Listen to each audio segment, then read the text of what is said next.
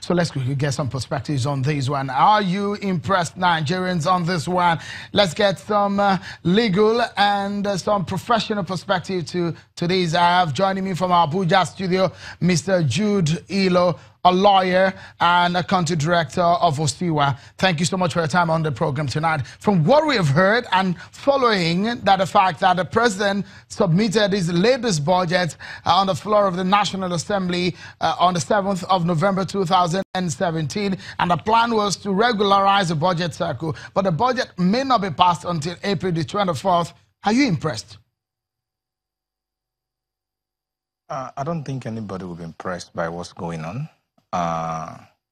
We've been promised in the past that government was going to adopt a rather different approach in the passage of budget, and that the budget should at least be passed before the year is supposed to be implemented. So I'm not impressed by what's going on. But the reality we have to accept is that over the years, we've seen a rather very fractious relationship between the executive and the legislature, and this very strained relationship has made it almost impossible for the two arms of government to work harmoniously together.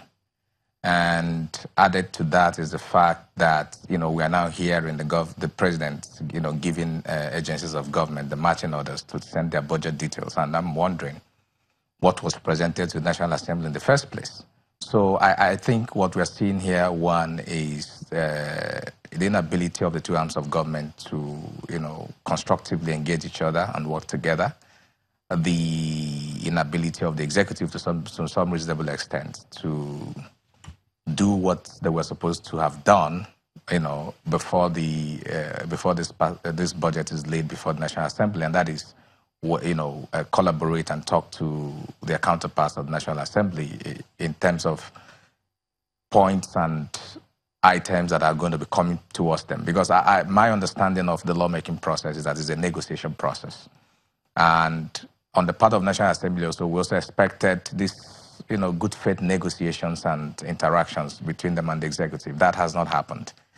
And we are looking at an economy that is in serious, in dire straits. And then you're looking at the fact that the budget is not there. We are going into the third quarter, by the end of this month, we'll be going to the second quarter of 2018. So I'm not impressed. This is not good for the government. This is not good for our economy. This is not also good for the confidence of the Nigerian people and the promises that has been made to us in terms of how government is going to work under this dispensation. We'll have to stay on that, but we will go straight to the developing story that we're following right here on Channels Television. Some updates coming in on the released Chibok Dapchi schoolgirls, I beg your pardon.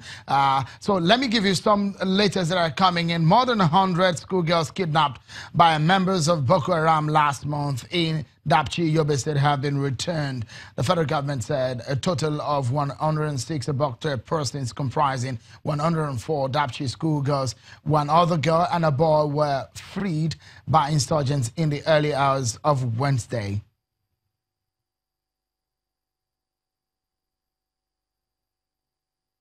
And one boy have been released.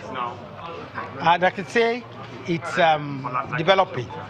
Many of the girls, many of the students that were released were not dropped in one place. They were dropped on the road, and they went back, of course, naturally to their parents' houses. They are now being asked to come and be documented at a center.